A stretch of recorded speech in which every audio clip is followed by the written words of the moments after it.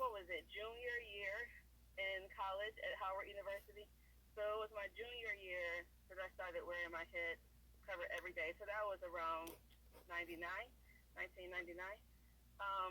So I grew up around head covering, not necessarily around the global art of head coverings like I study now, but it's popular in my community, if that makes sense. That does make sense because I think from what I saw, all I saw was like the African print type of inspired wraps. And I'm thinking, okay, this may or may not just be for fashion. So I did not know that there was that spiritual, faith based reasoning behind it. Okay, good to know. Good to know. Um, Yeah, yeah. okay, so how do you go about organizing an interfaith event? Because as I was going back through your Facebook page, there's different cultures, ethnicities, and religious backgrounds represented. So how do you go from you're covering for your own personal belief systems to reaching out to other people? Well, I'm a cultural anthropologist, Ooh. so I my most of really all of my life and most of my work is centered around building what I call like a global culture of love.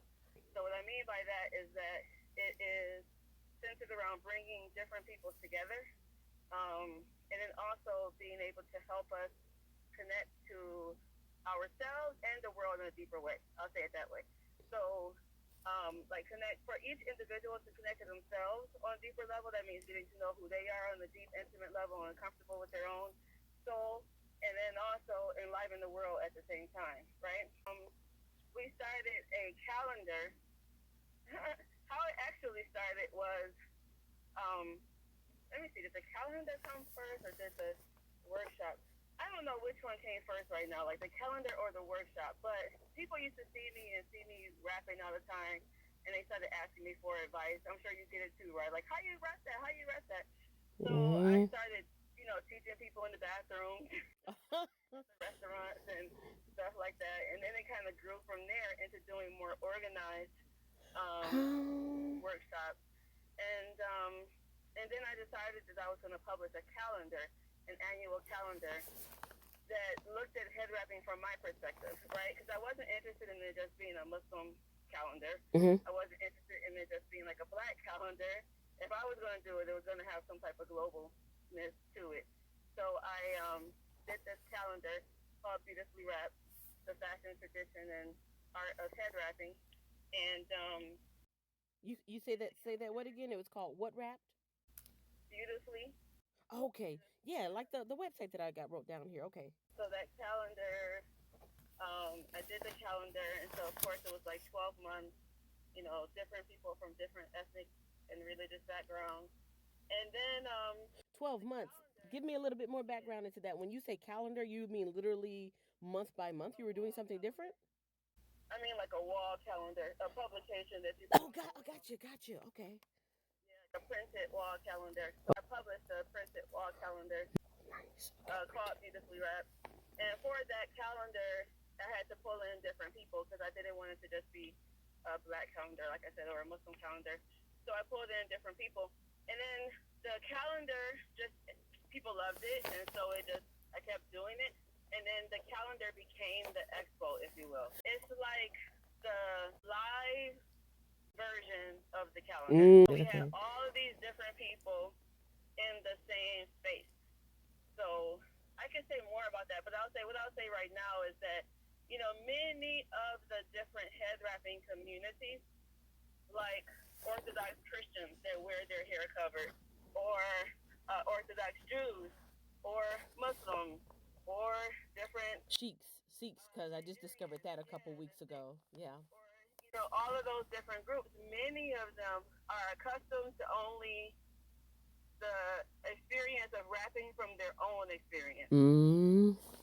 not from a cross cultural experience. And so for them to come all together in one room and be able to learn and explore and share and challenge each other was is a unique experience for them.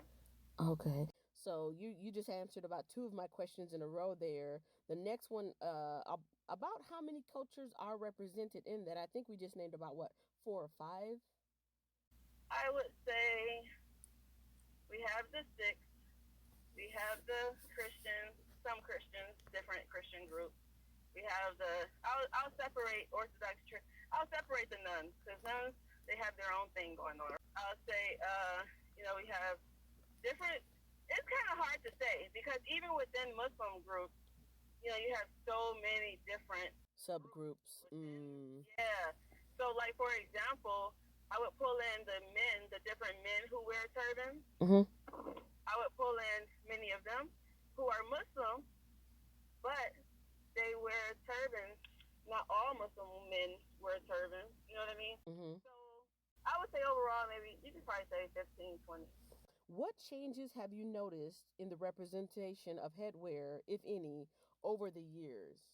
As we're getting we're already in 2020, let's say, because I'm class of 96. I don't know how old you are, but I'm class of 96. And I know in that frame of time, Erykah Badu had just come out, but even before she came out, I was wrapping my head, not for Christian reasons, because of the kind of a leftover of the Black Power movement, the resurgence of it, if you will. In the 90s, there was the cross colors, there was these bright, bold colors, and not a lot, but a few of us women were covering our hair. I was covering my hair in high school, and I got called mammy and this and that because even though there was an African print, there was this negative stigma about it. But then Erykah Badu came out very shortly after, and it was like, oh, that's so cool. And I'm like, what? It's the same thing that I was doing. And but now as time goes on, you see it that much more. We've got the head wraps with the, what is it, like a little knot or bun in the front. Do you notice? I guess my question is, have you noticed any change or sentiment in the representation of headwear from the time that you started covering to now? Yeah. Culture always changes, and you always have different things that get popular, different things that come in and out of style. Like for Black people in the 70s, when the people were trying to go back to say it loud, I'm Black and I'm proud, you had Aretha Franklin and all those people, Nina Simone, and many of them were wearing African clothing, right, to kind of show that their connection to Africa. We lost that, right? So during the 80s, that wasn't really hip anymore. Mm-hmm. During the early 90s, that wasn't really hip anymore. It was all about the perms, the flat iron, that wrap that you had to have, like not a cloth wrap, but where you wrap our hair around, that was where it was at that point. And so people weren't really trying to be African or look African or anything like that at that time because it was like African booty scratcher you used to hear. I remember. So when Erykah Badu came out, she did re-usher in, a popular era. Like you, I was already wearing my wraps and stuff. I remember walking down the street at Howard University, and this guy called out of his car. It was '97 when she came out, and this dude called out of his car, "Hey, Badu!" Like he was calling at me. Right? Oh, because that's like I've been wearing this wrap long before she came out. Yeah, that's their only frame of reference.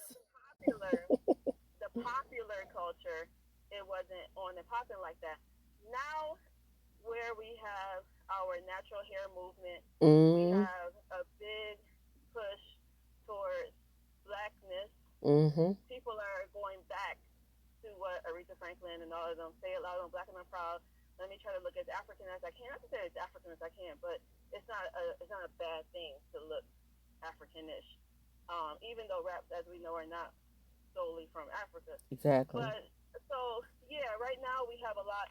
Even when we first started doing our the Headwrap Expo, what was the first year? First year, maybe it was 2014, 13, something like that. So when we first started doing it, like people weren't really wearing like the popular culture. I'm not talking about inside the head wrapping communities. You always are going to have subcultures of people that rap, right? I'm not talking about that. I'm saying in the popular culture, the popular U.S. culture. More like just mainstream. It wasn't really mainstream, at that time. And now, it's totally different. So now when we do something, it's just a whole different experience. So was it received well when you first did it, since there wasn't that level of popularity? Like, how many attendees did you have? What type of reception did you have? Was there any We media came out coverage of or the any gate, it type was of? like people loving us. When we came out of the gate, it was successful, and I'm Ah, thankful and blessed, for that because one of the things that I specialize in outside of rapping, but as I told you, I'm a cultural anthropologist. So part of my job, part of my makeup is to help people build cultural movements, right? To be able to take whatever idea they have to build like a movement around that. So I specialize in that. So I was very intentional when I started the expo to like use some of my anthropological techniques and community building skills and things that I had learned from other things and apply it to this. So I would say I was thankful. We were very successful from out the gate. Our very first expo was like packed. It was wow. super packed. It was packed, packed, packed, packed, packed. And I had really only planned for it to be a one-time thing. I wasn't thinking no annual event. I was like, I just want to do this event, pay, have fun, be out. And then Nice. afterwards, people were posting up all their pictures, and people was like, "When are we going to do the next one, Zarinah? When is the next one, Zarinah?" So Wow. that's really how it grew into an annual thing. I never actually planned for the calendar or for the expo to become like a movement like it has now, but it did, so I like it. Mm. Do you have a favorite head wrap, either something that you do or something that you've seen featured at the expo? Do you have a favorite one? I have some go-to wraps that I wear on a daily basis, but and I like quick wraps. For a daily basis, I like to be able to just put something on that's cute and get out my door. I don't want to be there for a long time. But honestly, right now, I'm actually getting away from. I feel myself getting away from wearing wraps more and more every day. Um, and it's probably not the answer like you were looking for, but it's actually true. No, I really. feel Go into internally. detail. What do you mean by that? Yeah, like um, when I first started rapping, I rapped for multiple reasons, right? I rapped because I was Muslim. I wanted to cover my hair because of that. And I chose the style of rapping that I do because that's what I felt most comfortable with. Like, I Mm. liked it, right? But now I don't feel the necessity to wear my hair covered every day, for sure. And then I almost feel, hmm, let me see. I think two things. If I analyze myself to a deeper level, because so many people are doing it right now, I feel like I don't need to do it. Mm. And it doesn't matter, Like, I've always been on the fringes of society. So now that I think we beautifully rap certainly helped to popularize rapping, like without a doubt. And I'm not saying that to be arrogant, but it just is what it is. Like when we came out, like we did not have a whole bunch of people that was rapping Yeah. mainstream. I'm nodding my head right now. I'm feeling what you're saying. I'm nodding my head. You can't see me. Yeah, like putting together events with thousands of people, going to Bermuda, going to Dubai, like taking this thing on the road and stuff. Like it certainly popularized rapping, and I kind of feel like I did my job. I feel like I did my job, and I can move on, Mm. and that's pretty much it. So I don't know. I know I'm not going to wear my rap every day like I do now, but there'll be a time that I'll take it off. I don't Yeah. know when that time is going to come. See, and mine is a personal journey that I literally started January 1st, 2020, with the goal of ending it at the end of the year. But then throughout the year, I'm thinking, well, if I'm feeling strongly about this, why would I stop? And if it's just a personal vow that I've made, why would I continue? And what does it really represent if everybody else is doing it? And if if it's just about me and my maker, then it shouldn't matter what everybody else is doing. I'm exploring so many avenues about this that it's just like I'm probably January 1st, 2020, I'm gonna be like, oh, my hair, look at my big fro, everybody. I've been wanting to show how long it's growing, and I'm like, that's even been at some personal exploration. Like, do I just want to show my hair off? Do I have ego issues? Is this about vanity? So it's just brought up so many different questions that I'm happy to explore. But yeah, I felt the need to do it. I'm doing it, but I don't know how long I'll do it. I was just gonna say, I love the fact that this is one of the reasons why I do love head wrapping in general. I feel like when you do certain things that when you take on certain oaths, or when you take on certain ideas and you test and see how they work for you, especially something like this where when you go to the grocery store, it's seen, right? So whether you open your mouth or not, people see the wrap. Wherever you go, they're gonna see it. So I feel like it's a personal development tool, and I feel like I feel like it's a personal development tool, and I think that so to me the wrap for you is gifting you all these opportunities to explore yourself and get to know yourself at a deeper level, right? Yes. And that's what rapping does. Like whether I rap forever or not, there is without a doubt a metaphysical property that comes into rapping that connects you spiritually at a deeper level. Yes, I had no idea I would feel that. I'm like, what is this? I feel the need now. I'm running out just to get the mail. Why? Where's my head covering? I'm like, wait a minute, where'd that come from? Yes, right? And so it's not by accident that there are so many different groups, spiritual groups, that employ the art of rapping. So what you're experiencing is a gift. It's a gift from the spirit world, whereas other people were able to, do something like that. They would also be able to have those opportunities for deep self exploration.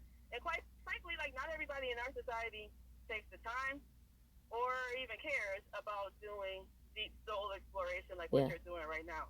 So kudos to you for that. Oh, well, thank you.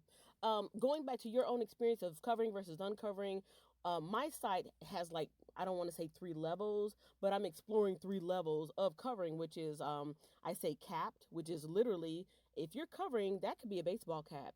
I've got covering, which is like the general what people would consider the hijab, or maybe just some type of wrap where it's intentional. People can tell, wow, they are intentionally rapping. And then I've got concealed, so it's like 3 levels: cap, cover, conceal, where you're completely covering your hair, you're covering your neck, decolletage, anything just to make it's very apparent that you're trying to be modest. Um, did any of those levels speak to you personally or um, religiously as you were expressing yourself? Was there any particular differences, or is it just this is how we do it because we've always done it, or this is the level of covering you need to have to express your level of modesty or your obedience?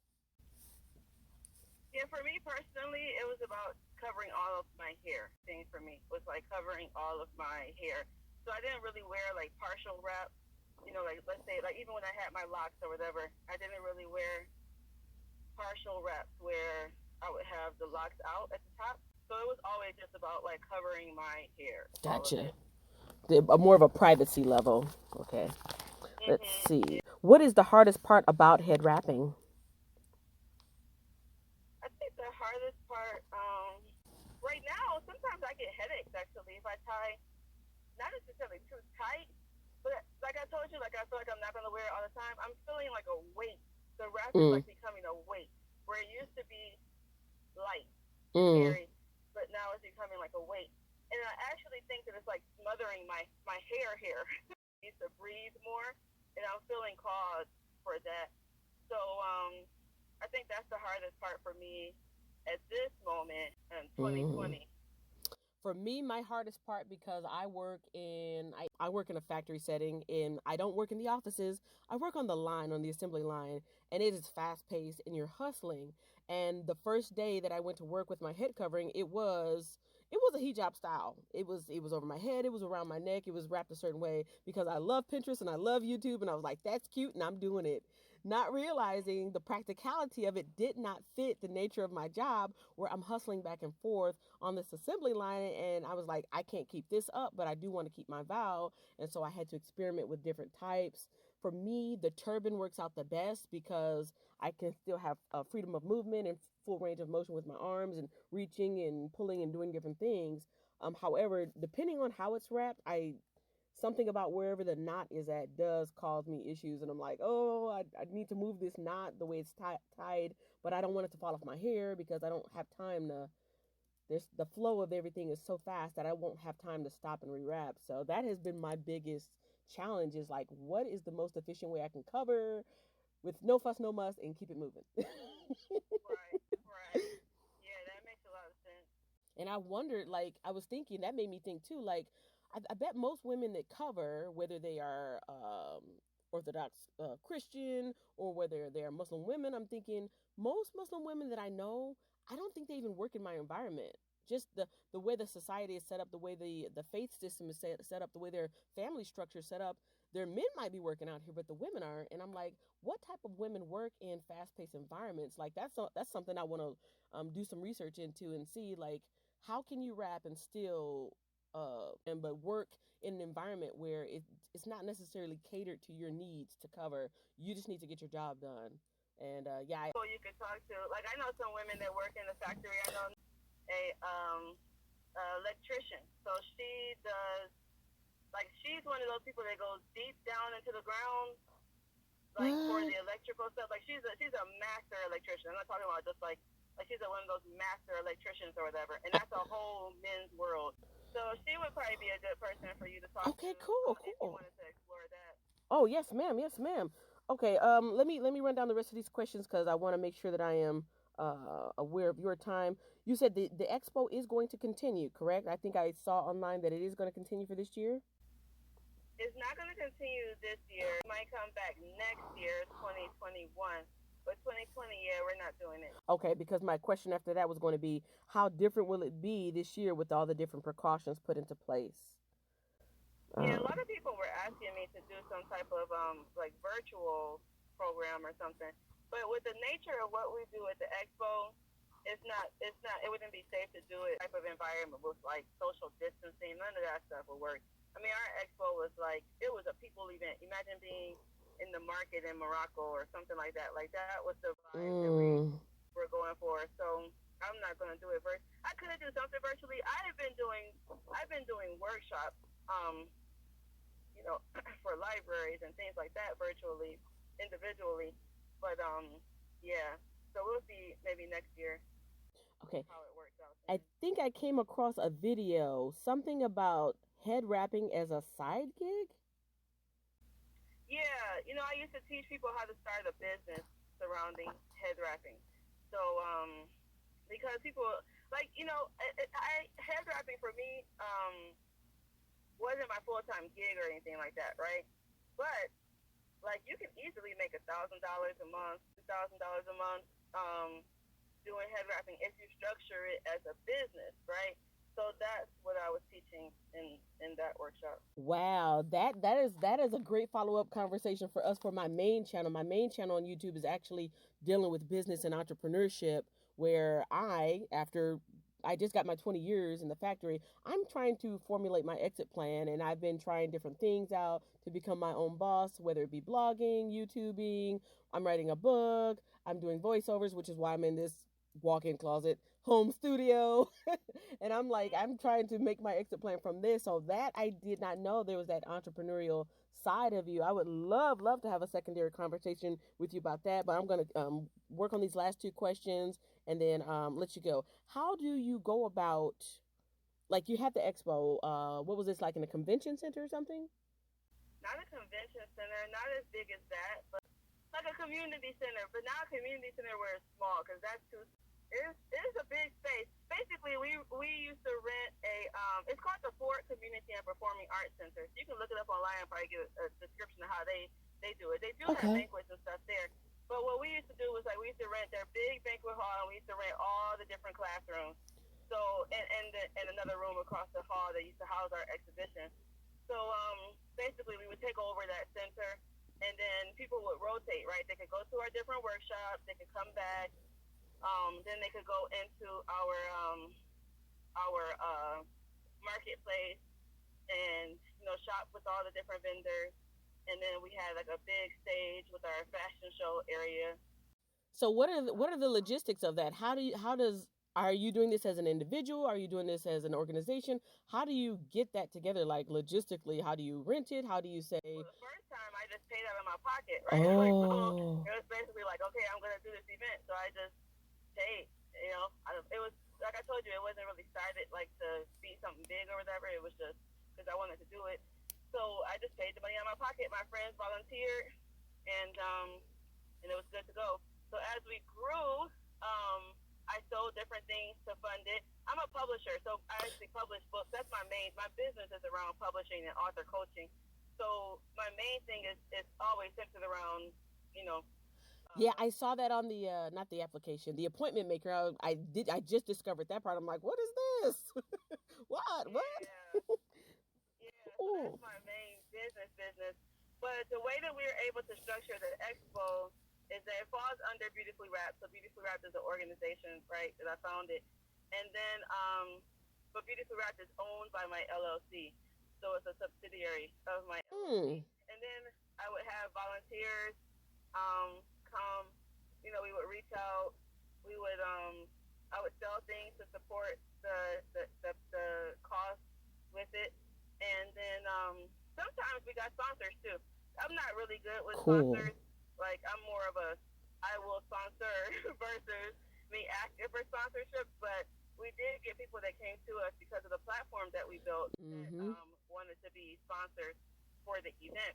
So that also worked out as well. And when you say organization, you mean like a nonprofit organization, register some type of registration. No, it just came underneath my LLC. Oh, Really, okay, got it you. was really like, yeah. In the beginning, it was just nothing. I mean, it was just like an event. But then, yeah, later on, it came underneath my LLC.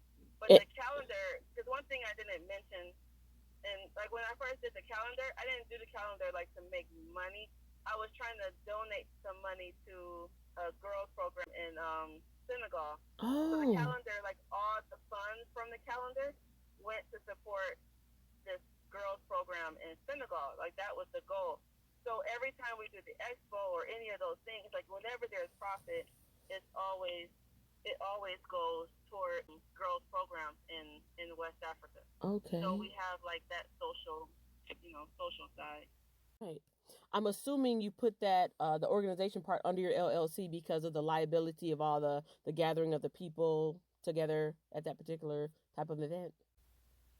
Nah, I didn't really think strategically like that. I just did it because that was what I already had Oh, okay. structured, and so I just kept it underneath there. We always have to buy insurances and things like that for liability. Always make sure we did it the right way. So you know how you have sometimes some people just throw stuff together and be Right. like, all right, like I'm pretty much. I know now that we have to do things the right way if you want it to be solid. So that's what I did. Why Awesome. I did that. I am done with my one sheet of questions that I have for you.